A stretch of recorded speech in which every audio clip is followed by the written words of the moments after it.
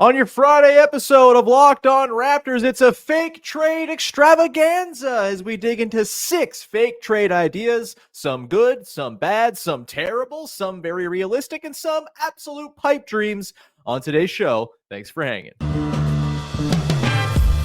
You are Locked On Raptors, your daily Toronto Raptors podcast, part of the Locked On Podcast Network, your team every day. Hey, what's going on? And welcome to another episode of Locked On Raptors, part of the Locked On Podcast Network, your team every day. It is Friday? Yeah, Friday, June the 14th. I'm your host, Sean Woodley. I've been covering the Toronto Raptors now for 10 seasons on various platforms. You can find all my work over on the Hell website at Woodley Sean. You can find the show on Instagram at Locked On Raptors. And of course, you can join us in the Locked On Raptors Discord server, baby. A great place to come hang out, talk draft, talk finals, talk Raptors. It's a lovely, lovely little community we got building around the show. You'll want to be in there on draft night, as I'll be doing a live voice hangout throughout the draft. So would love to see you in there. Be part of our growing listener community there over on Discord. Free to join as always. Link in the description of the podcast. Of course, you can support the show on the audio side of things by following, subscribing, rating, reviewing on your audio app of choice. It's much appreciated when you do that to support the show. You can also go to YouTube to support the show. Subscribe to the Locked On Raptors YouTube channel. While you're there, there's a little button with a bell. If you hit that little button with a bell, it will give you a push notification every single time the show is about to premiere or go live, which is a great thing. So you never miss a second of the action. You can join the live chat with the sickos in there. Much appreciated to all those who support the show, however it is you choose to do so. And if you haven't yet, do it, please.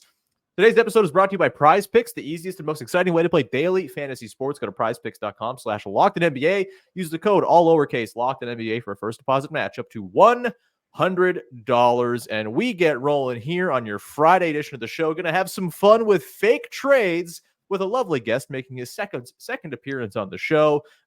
Widely acclaimed for your first appearance way back a couple months ago. It's our pal Zulfi Sheikh from Sportsnet, from the CEBL, Raptors Republic, all over the place. Zulfi, how's it going, brother?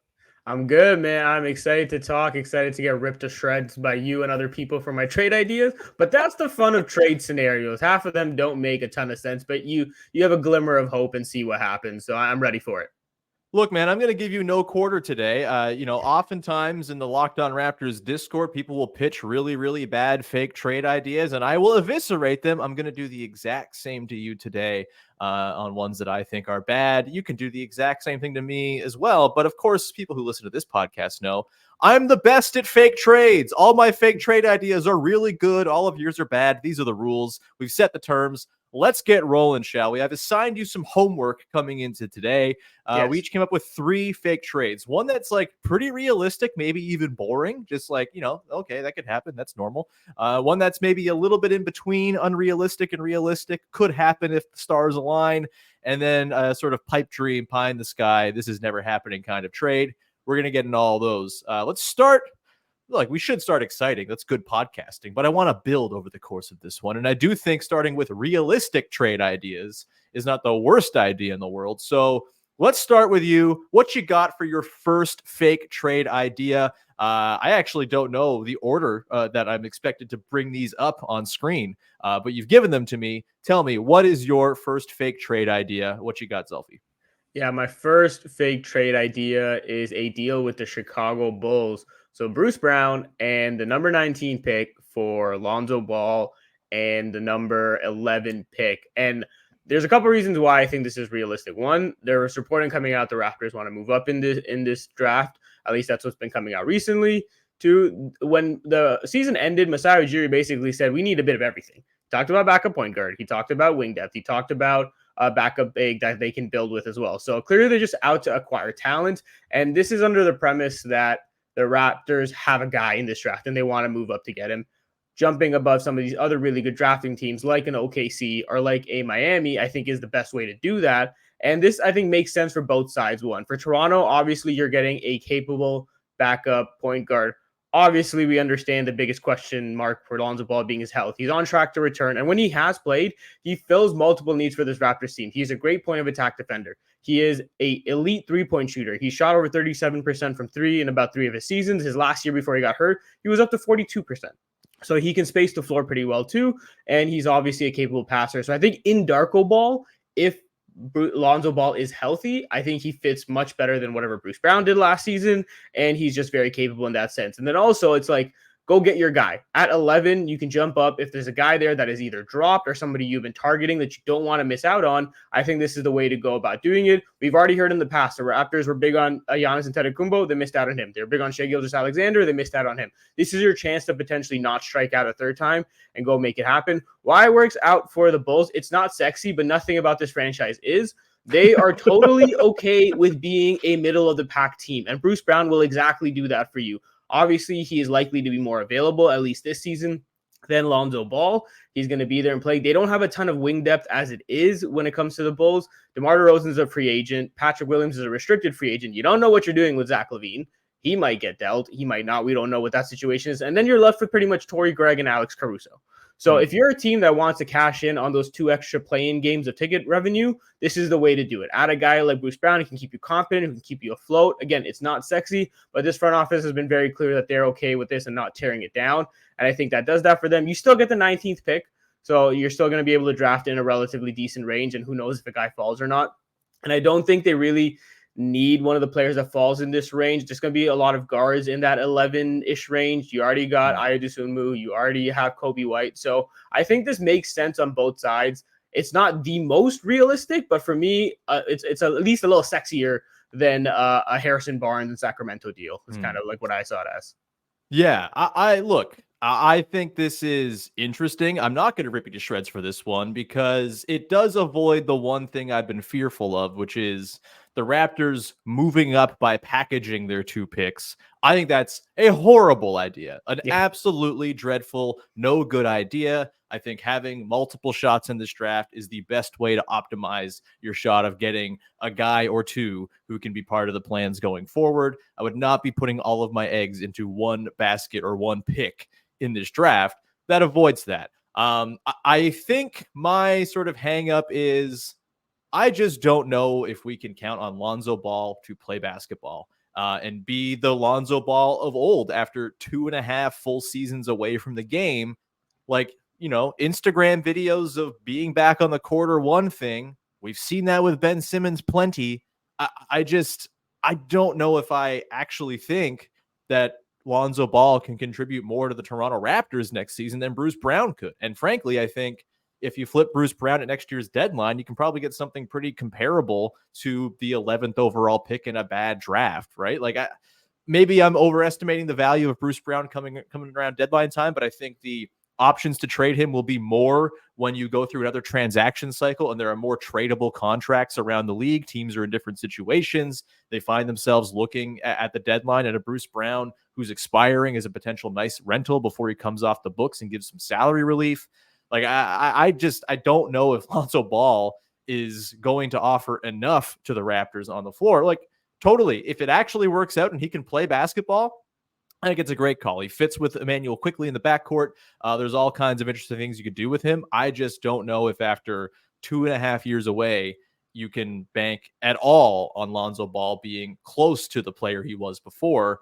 And if that's the case, like it's a little trickier. What's the contract situation with Lonzo again? He's got 1 year left. Okay. So he's on a player option. Bruce is on a team option. So very similar. And that's the thing too, a part of this deal. It is low risk in that sense, where if it doesn't work for the year, you don't bring him back, or 2, the other part of this, and kind of speaking to your point, like there is absolutely that big question mark, and there is a bit of hope in this idea of Lonzo Ball being able to come back. And the reason why I think that's also something that makes sense for the Raptors is because they have talked about this not being like a 5 to 6 year rebuild. It's more of like a 2 to 3 year process. And in terms of expediting that a little bit, at least efficiently, I think you have to try to take a couple of these marginal swings to see if they pan out for you. At least that's my approach on it. And Alonzo Ball is a case where, one, again, if it doesn't work out because of his availability, you move on. It's a 1 year expiring. That's fine. But if it does work out, you can probably retain this guy on a cheaper value deal, I'd say, because I don't think he's going to come and exceed that value of his previous contract. So you bring him back, you re-sign him for a couple of seasons at a lower value, then that's one of those swings where, like, you look back at, like,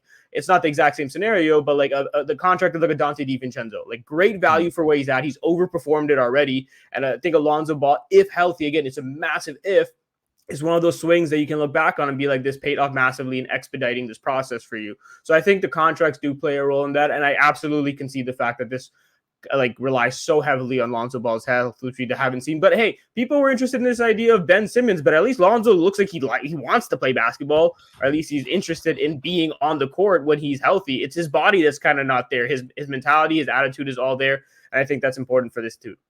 The Ben Simmons people, absolutely sick in the head. What are you talking about? Stop this now. Quit it. It's not happening. It's done. It's over. It's cooked. Stop. Yeah, Lonzo Ball. I've been talking to this one. I like it. I'm not sure the Bulls go for it necessarily, but if this happened, I could get on board, if only because they're not doing the thing where they're packaging multiple picks to move up. And I did the point about like jumping ahead of the stupid Thunder and Heat, also a pretty good one. Not bad, Zulfi, not bad out of the gate. I can tell you, though, I'm going to rip you to shreds for the next one you're going to pitch, and I'm very excited to do that. Very quickly here, I'm going to pitch my sort of realistic one. It's pretty boring. Bruce Brown to the Atlanta Hawks for DeAndre Hunter, straight up. No picks, just guy for guy. The reasoning for this is the Hawks get off the DeAndre Hunter contract, which is a bad contract. Look, DeAndre Hunter is bad. He is not a good player. He does not really drive winning basketball, all of that. But positionally, he's someone the Raptors could really use. He's 6'8". He, in theory, can play solid wing defense. He would be probably the best perimeter defender on the team, from day one, which is damning with faint praise, but he's better at that than anyone else on the team is right now. Would allow Scottie Barnes to stay at the 4 as his main position, so he can be that low man help guy on defense where he's best. And Bruce Brown goes to the Hawks. They can even decline his option if they want. They get some salary relief. They get off the deal. I messaged Brad Rowland of Locked On Hawks about this one, and he said, extremely reasonable. Could totally see that happening. I don't think there has to be any pick attachment here. I know a lot of Raptors fans are like, DeAndre Hunter, Bruce, and a pick. No, DeAndre Hunter's not very good. You can probably get him on a negative value contract where he's paid north of $20 million for the next 3 years just for Bruce Brown. What do you think of this one? Any reason to not do this? I mean, the reason is DeAndre Hunter's paid it north of $20 million for the next 3 years, but is there enough upside here and sort of rejuggling of the positions to make it worth it for you? Yeah, I think in the sense of like it fits a need more than anything. Like you said, it's not the flashiest thing, but for the Raptors, maybe they're in their point of view is that we don't need to be flashy. We just have to fill some holes. And I do think that small forward position is a glaring hole for this roster right now. A lot of what you have last season and even this year outside of trading OG Anunoby was basically like, we're going to make a guy fit in this spot that isn't really a positionally made for a small forward position. So I think this obviously meets that need. But honestly, I wouldn't say the Raptors need to throw in the pick. I would tell the Hawks to throw in a pick, if I'm being honest. They don't really have many picks to throw in is the problem, but that's true. They gave them all away for DeJounte Murray, which is insane to think about. But the thing is, like you're taking on a negative contract for the most part, as we can both agree with DeAndre Hunter. You're giving them back an expiring deal. It puts the Hawks in a much more flexible position, and they've been rumored to either rebuild around Alex Sarr. We don't know what's going on there, but it gives them the options they need. They get off this contract. The Raptors then eat it. 3-year deal isn't the worst, especially for the Raptors will have some cap space to move, but it does also take away some of their flexibility. So in that sense, if I was the Raptors, I would try to finagle for like a second round pick at the least to try to get some extra value out of it. Because usually that's how these deals go, right? Like I take your back contract from you, you sweeten the deal a little bit for me. So I think in that sense, I would want to see at least something attached to it for taking on this contract. Because DeAndre Hunter is one of those guys, like you said, he'll fill a need for now, but the Raptors are very quickly going to be looking to change that. Or if not flip him or replace him or whatever. It's just he's going to be a stopgap. And for a stopgap, I gotta sweeten the pot a little bit. I don't hate that. The only pick that I did consider making them throw in the Kings top 12 protected pick from the Kevin Huerter trade that they do have. That's and maybe this changes if they trade one of Trey or DeJounte for a bunch of picks and they have a little bit more to expend. I feel like that's maybe just like a bit of a too far a reach, even though those Kings picks might not even convey anytime soon, because the Kings could be a bottom 10 team next year very easily with the Western Conference as good as it is. But yeah, I think there's something there. DeAndre Hunter, non-pluses me to no end. But hey, your beggars can't be choosers here. We're going to come back on the other side, Zulfi, get into slightly more realistic trades that could go down this offseason. We will do that in just 1 second. Today's show is brought to you by friends over at Prize Picks, where you can turn $10 into $1,000 by simply playing daily fantasy sports the way it should be. It's very simple. All you got to do with Prize Picks is pick more or less on stat projections for a given game for 2 to 6 players and watch the winnings roll in. If you are correct, it's as it should be. It's not you against some expert in a basement with an unassailable lineup. It's not you against 1,000 other lineups in a big league or anything like that. No, it's just you against your own ability to be correct, picking more or less on stat projections. Prize Picks is America's #1 fantasy sports app with over 5 million active members. Get in on the daily action with your friends and become part of the Prize Picks community today. The finals means more on Prize Picks, and so do the star players. You get boosted on payouts on select basketball stars you won't find anywhere else during the finals. Get in there quick before the finals are over tomorrow. Boy, oh boy, Mavericks going out sad, huh? Download the app today. Use the code LOCKEDONNBA for a first deposit match up to $100. Again, that's Prize Picks on your app store of your choosing. Download it. Use the code LOCKEDONNBA for a first deposit match up to $100 with Prize Picks. Pick more, pick less. It's that easy.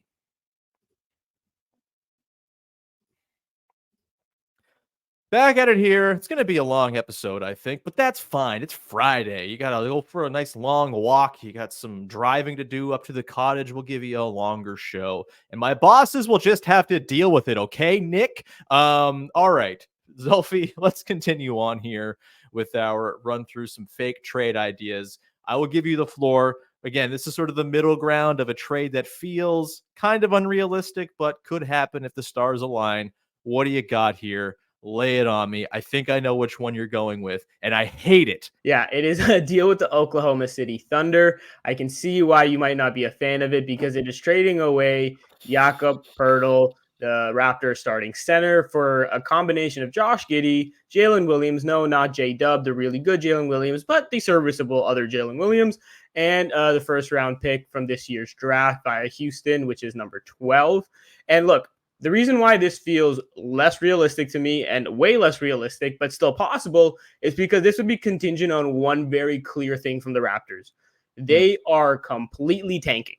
This is a tanking move. This is a move to say that we are conceding this year. We want to be bad next year. We want to get a lot younger also. And again, the Raptors and Masai Ujiri have talked about, like, we need just about every other position dealt with besides what Scottie Barnes has to offer.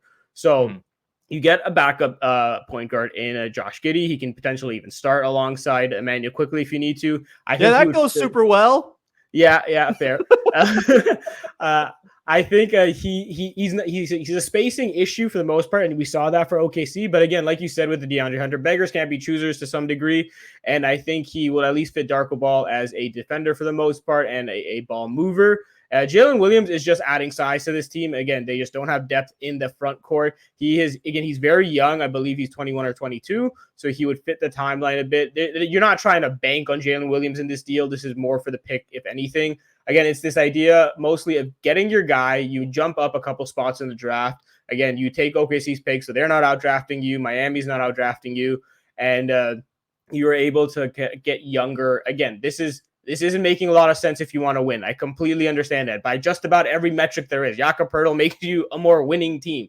But if you are a team not interested in winning next season, and that very well could be the case with a guy like Cooper Flagg in the draft, and a draft that's supposedly much better than this year, like Jakob Poeltl, like frankly, is an impediment to tanking. He's just too good and too impactful for that. So if you are looking to get into that range of those high draft picks, trading Jakob Poeltl will make a lot of sense. You would get much younger, much cheaper. And I think for OKC, this is quite honestly a no-brainer. You want a center with some strength and rebounding alongside Chet Holmgren. I think he fits that. And I think for OKC, it's interesting in the sense that, like, getting rid of Josh Giddey probably also elevates a Casey Wallace's role, who you saw get more minutes in the playoffs. And for them, I've seen this idea of getting Isaiah Hartenstein in the free agency market, and that's totally possible. But his value, quite honestly, based off this playoff and what the market is at, is going to be higher than what you're paying Jakob Poeltl. And I get you're going to have to give up some assets for him. I think Isaiah Hartenstein will get paid more than that. But Jakob Poeltl is a guy you can get on a bit lesser value. And then you can still keep paying the other guys that you need to with Chet and J-Dub eventually.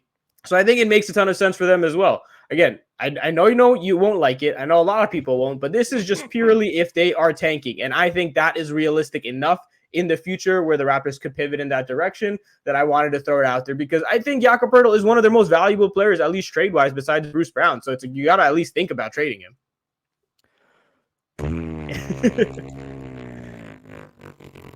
I love you, Zulfi, Yeah. but I hate it for so many reasons. Number one, it's wildly unrealistic because Sam Presti trading a first-round pick. Yeah. He's a little freak. He's a little sicko. He can't have enough first-round picks unless he's trading them for more first-round picks. He's just an absolute psycho.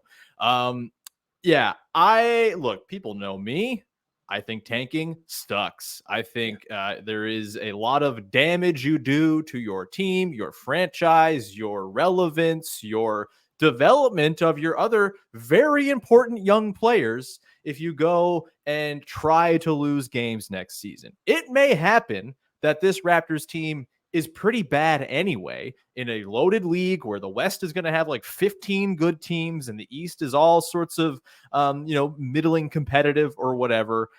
They could very well be in the high lottery anyway, or at least in sort of the range they were during the Scottie Barnes draft year, where they were 7th, I think, and jumped up to 4th. Like, I don't think they necessarily have to go trade Jakob Poeltl to go try to be bad if that's what they really want to do. Where there's a will, there's a way. Jakob Poeltl cut his finger, making an avocado toast. Oh no, he's out for 3 months now. You can really go and do that if you really want to.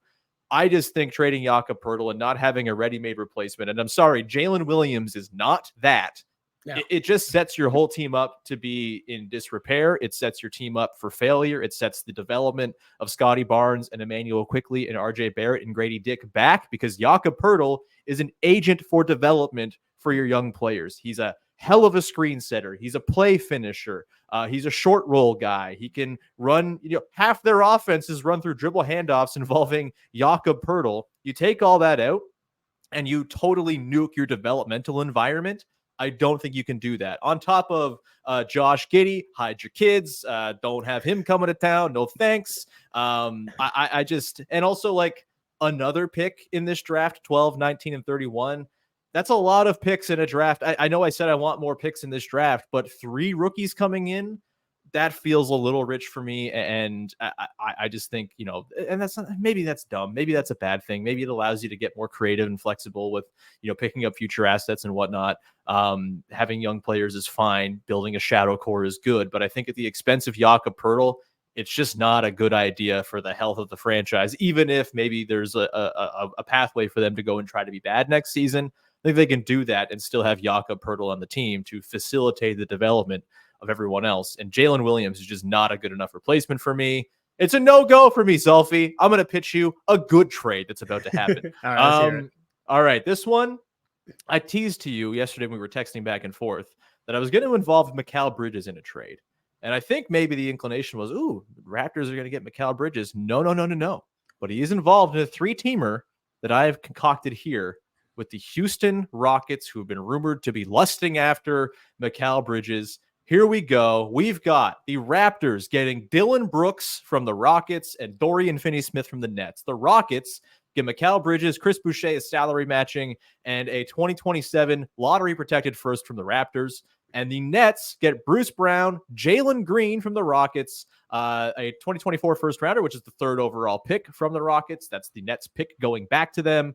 Another one of the Nets picks going back to them in 2026, and a second rounder. The Raptors second rounder, number 31 overall. So the Raptors in total send out Boucher, a future lottery protected first, and a second rounder in this year's draft for Dillon Brooks and Dorian Finney-Smith. Brooks, with 3 years left on his deal, around $22 million, would be an absolute glove-like fit defensively next to RJ Barrett. Obviously has the passport everyone likes as well. And then Dorian Finney-Smith gives you some more wing depth to come off the bench. I think this trade rocks and should happen for all 3 teams involved. What say you, Zulfi?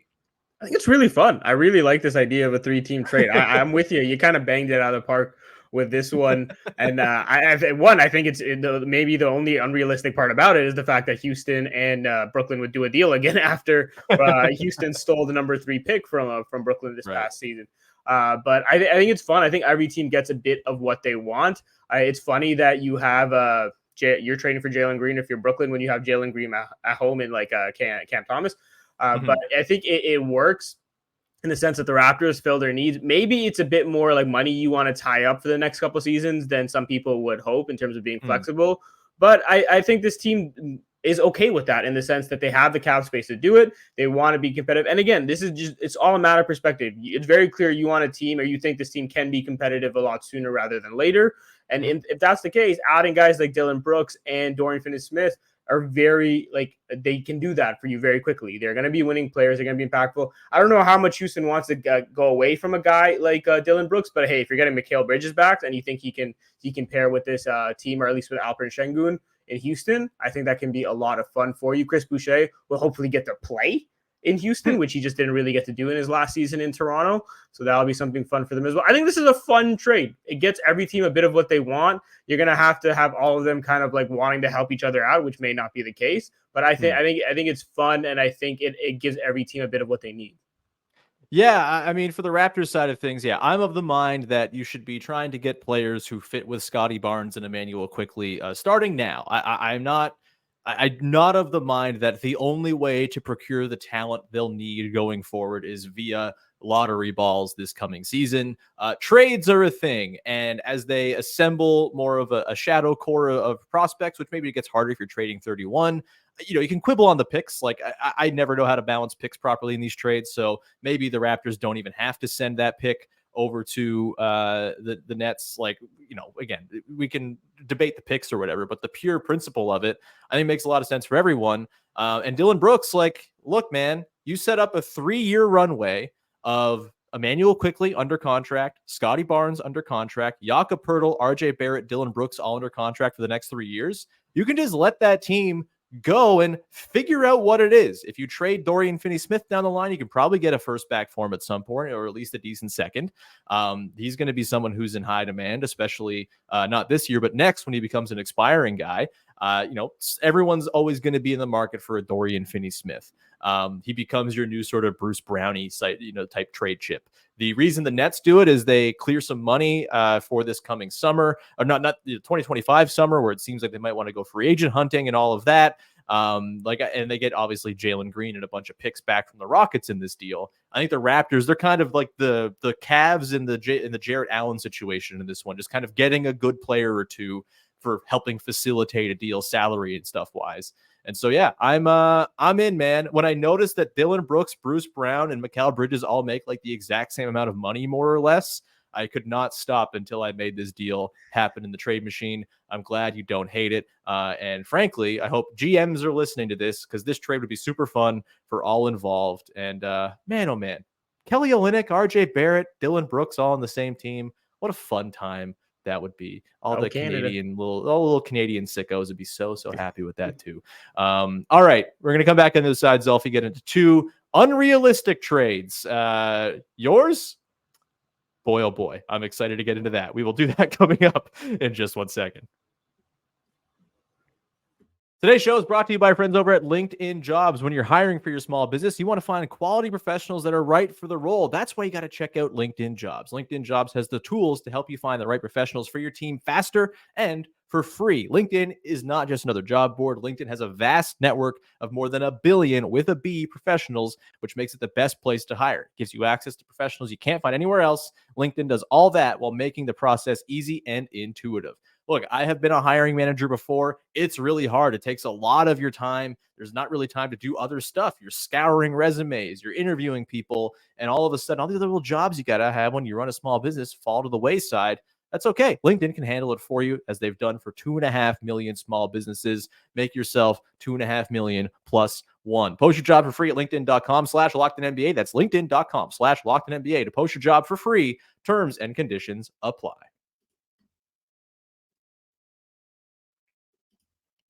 All right, rounding things out here with Zulfi Sheikh from Sportsnet, from the CEBL, from Raptors Republic, from soon to be the entire world. You're graduating tomorrow. Congratulations, man. It's Zulfi's world. We're all just living in it now. Just before we continue on here, a reminder, Locked On Sports Today, 24/7 is our all-day streaming channel, which has Locked On shows all the live-long day. You don't want to work? That's okay. Put on Locked On Sports Today 24/7. Get the lowdown on all the biggest stories in sports from our local experts, our national hosts. It's a lovely thing. Go check it out. All right, let's close it out here. We got insane pipe dream trades to get into here, Zulfi. I will give you the floor once again. tell me what you got here for your insane pipe dream trade for the Raptors. What is your greatest and loftiest dream for the Toronto Raptors this summer? Yeah, I don't know if it's my loftiest dream, like I am dying for this to happen. I kind of just took the idea that you said this was a pipe dream or unrealistic and see what I could do with it Sure. and play around with it. And it's funny that you involved this guy in your previous trade as well, but I'm making a deal with the Houston Rockets with the Toronto Raptors straight up. It is Bruce Brown, Chris Boucher, and I threw in the 31st pick. I don't know what I'm doing with picks. I just thought I might sweeten the deal a little bit, to be quite honest, for Jaylen Green of the Houston Rockets. And first of all, why does this make any sense? It really doesn't, to be quite honest. I don't think either team does this for the most part. But why I think it can happen is Houston, a notoriously, like, I don't want to say cheap team, but a frugal team, let's say. Obviously, they did throw some money at Fred VanVleet, but that was the first real case of them doing that and paying some of their vets. But they don't necessarily like spending more than they need to. And you have Alperen Sengun and Jaylen Green both coming up on extensions, rookie scale extensions, that is. And I don't necessarily know if they want to pay both of those guys. And Sengun, I think, has shown to be the better piece to build around foundationally. And you can see the pairing between these two hasn't exactly been the most fruitful so far. Sengun and Fred VanVleet have been more effective in their minutes together than Jaylen Green and Alperen Sengun have for the most part. So I think with this idea of like getting vets and making this push, Houston is going to be willing to move on from a guy like Jaylen Green so they can pay Sengun. And there's also the fact that they have the 3rd overall pick in this year's draft. If you can replace Jaylen Green with a guy that plays more within the system, is less of a volume scorer, can kind of seamlessly fill that position without the demands or needs that is, I think that's something they consider because you can easily replace them since you have the 3rd overall pick, which Jaylen Green was. So I think that's an easy kind of fit to replace him with if you're Houston, and then you kind of move on from this. Again, I am making this up for the most part, but there has been some reporting of like tension or baggage, for lack of a better term, with Houston and Jaylen Green with the situation there. So I think if it's one of those things where it's a quote unquote disgruntled asset, toxic asset, whatever you want to call it, this is a way where the Raptors in the past have done where they can swoop in and kind of get a player of potential max star value. And that's really the appeal for the Raptors here. You're getting another young, dynamic player who is going to be able to, obviously he's coming up on a contract year. You're going to have to pay him, which might be the dicey part of this. But if you're giving away these contracts in Bruce Brown, Chris Boucher, and a potential draft pick that you might have to get under contract, I think it's a way to kind of free up some space to do that. And you're doing this before the salary cap goes up, before players get even more expensive. And again, I'm kind of trying to just make up reasons here for this to make some sense. But I think beyond anything else is Jaylen Green right away will be your best shot creator. I think that's one of the things the Raptors just don't have right now. Gary Trent Jr. this past season, if you want a guy to go get a bucket for you in an ISO situation, he was arguably your best player in doing that. And I don't think the Raptors, if Gary Trent Jr. moves on, have another guy like that. And quite frankly, I love Gary, but having him as like your best like shot creator is probably not a recipe for success either. So having a Jaylen Green who can be that ISO player when you need him to be, and try to make him fit in Darko Ball. Maybe it's a bit of what they did with RJ Barrett, kind of make him more of a net positive in the team environment setting. I think is something you can try to hope for. Again, I don't, like you said, pipe dream, right? I don't know how realistic this is, but I think it's fun enough that like if you're gonna take a swing, I looked at players around the league that are probably quote unquote disgruntled that you can trade for, and Jaylen Green was a guy that fit, and his situation made sense to me. Yeah, I think the Rockets probably hang up immediately with there not being like more draft capital here. As much as it might be like a disgruntled situation, I think they can probably get more for Jaylen Green than a couple of expiring contracts in a 2nd-round pick. Yeah, I do like in principle the idea of trying to buy low on a disgruntled potential star, right? Like I'm not sure Jaylen Green's the right guy. I think he would present a bit of a dicey fit with Quickly and Barrett. I think you run into all of the defensive wing issues we've talked about a little bit earlier today. And so I'm not super sold on Green being the right guy to go and target, but at the same time, like you just kind of need talent, and maybe that's just a way to go procure some. It feels like there's got to be a 1st rounder in there, probably 2 for Houston to actually consider it. Like, would you go that far for Jaylen Green?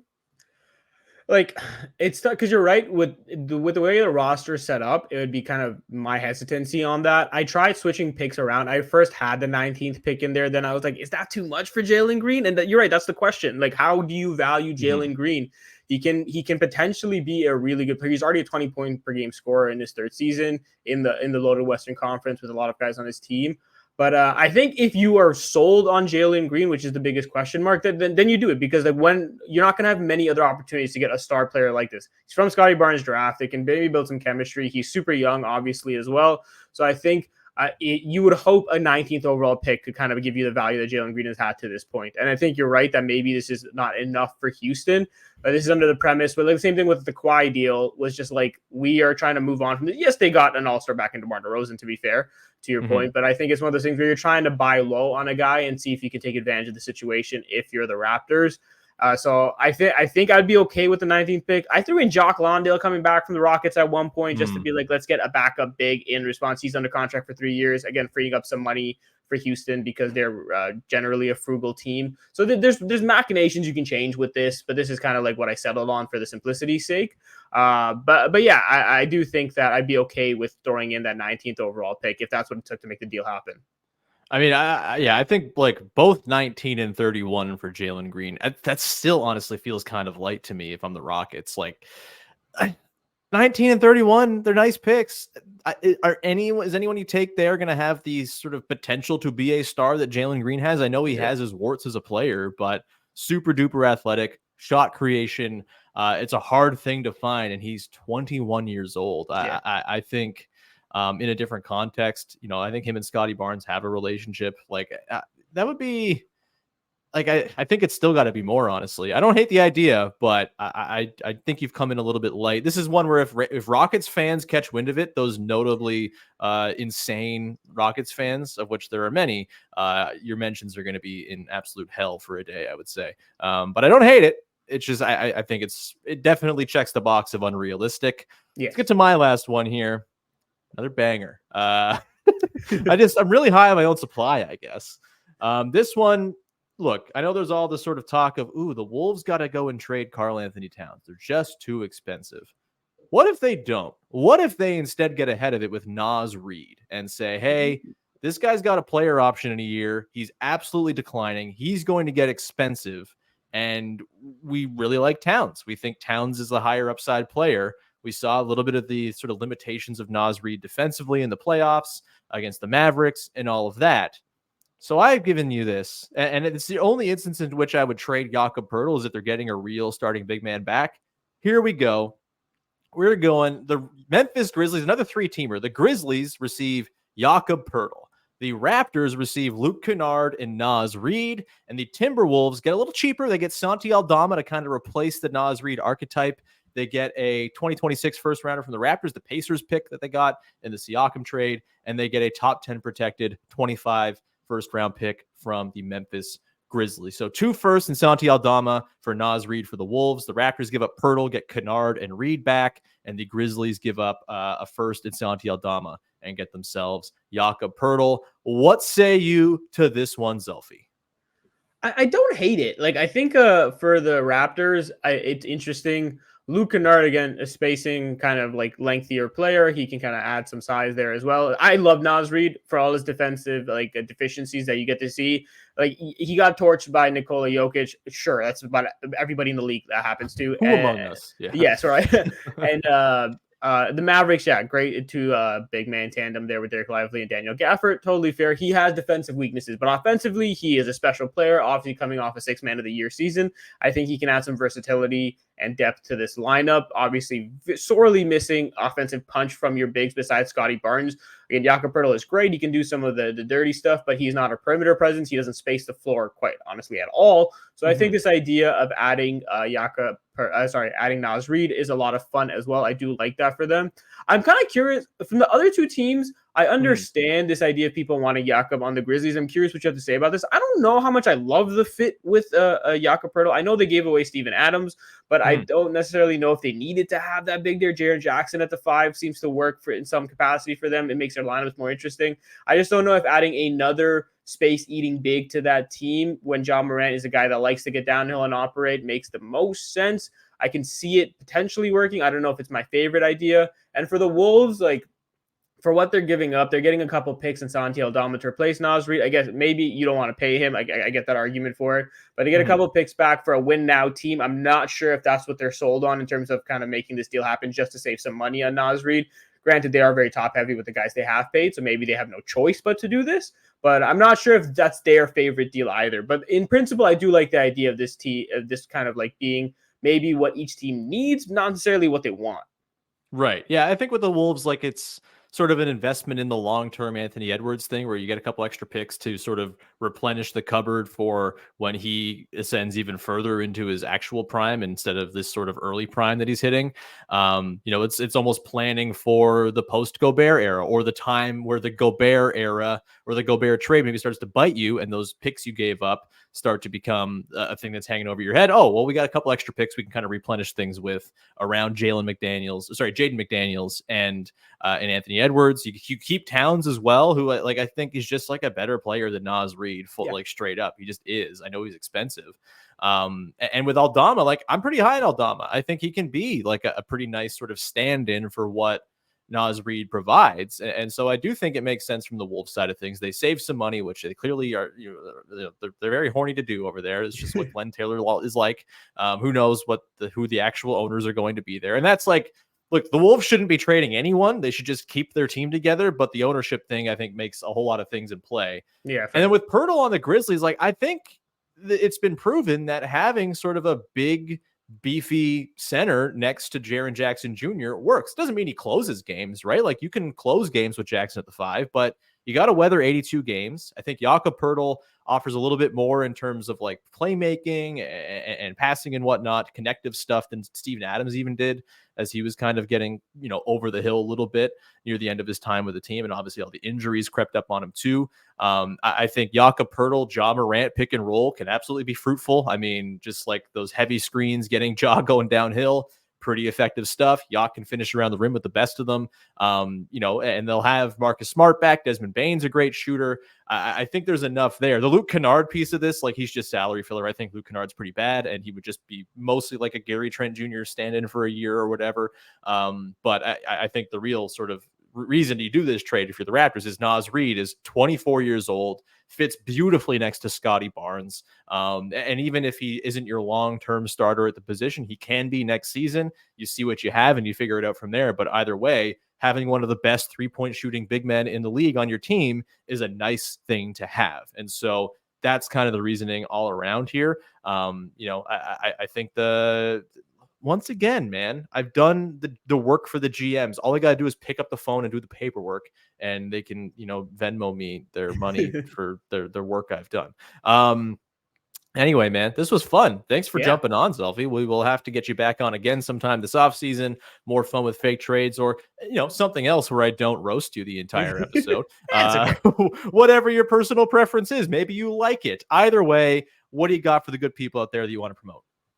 Yeah, again, I just want to thank you for having me on. Before I promote anything, I just want to preface, I understand these may not be the most realistic, but I wanted to have some fun with it. I wanted to kind of advance the discourse. We've seen a lot of similar trades. No offense, I'm not adding Andrew Wiggin's contract to this team just for Moses Moody. Stop doing that, you sickos. You sick sickos. Go to bed, take a nap, go for a walk, put the trade machine down. Yeah, I don't care if he's Canadian. I'm not giving him $80 million over 3 years or whatever it is. It's just not happening for me. So I wanted to do something different, take some risks, see what happens. So feel free to roast me as Sean did. That's okay. That's part of the job and that's what you enjoy. But in terms of promoting anything, my social media handles are at Zulfi_Sheikh, which is seen here on the screen as well as ZULFI_SHEIKH.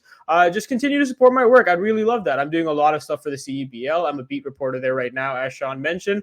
The league is in full swing. A lot of fun stuff is happening. And hey, some Raptors connection, Jalen Harris. Former Raptors draft pick in the second round. He just put up 45 points, setting a new league record in the CEBL with the Saskatchewan Rattlers. He did it on a game-winning 3 as well. Very dramatic stuff. Very fun league. I would highly recommend you check it out. It's supporting my work. I'm still freelancing with Sportsnet as well. So anything I do there would love some engagement with. But yeah, please follow. Let me know what you think. Hate or love my ideas. That's okay. Just let me know. Love it, man. Thank you so much for taking the time. Thanks for being a good sport as I am the trade machine tyrant that I am for everyone else in my life as well. I didn't just save it for you, I promise. But thanks for coming along, coming up with some good ideas. The Lonzo Ball, Bruce Brown one's not so bad. It's pretty sound thinking. Get Josh Giddey all the way the hell off my team, though. Yeah, we will leave it there. Thank you so much. Thanks for rocking with a longer episode here to close out your week. We'll be back again on Monday. I think maybe Vivek Jacob will be back. I got to text him. I know he's still doing the Cricket World Cup tour, but we'll get him back on the show soon, if not next week. We've obviously got draft stuff. I think next week I'm going to actually assemble my big board that I'm hoping the Raptors follow to a T at 19. So we will have that and so much more to get into as we continue the pre-draft coverage here. Just as of recording this, 12 days left. Pretty exciting stuff. Either way, have a wonderful weekend, everybody. We'll talk to you Monday. Thanks for hanging. Bye-bye.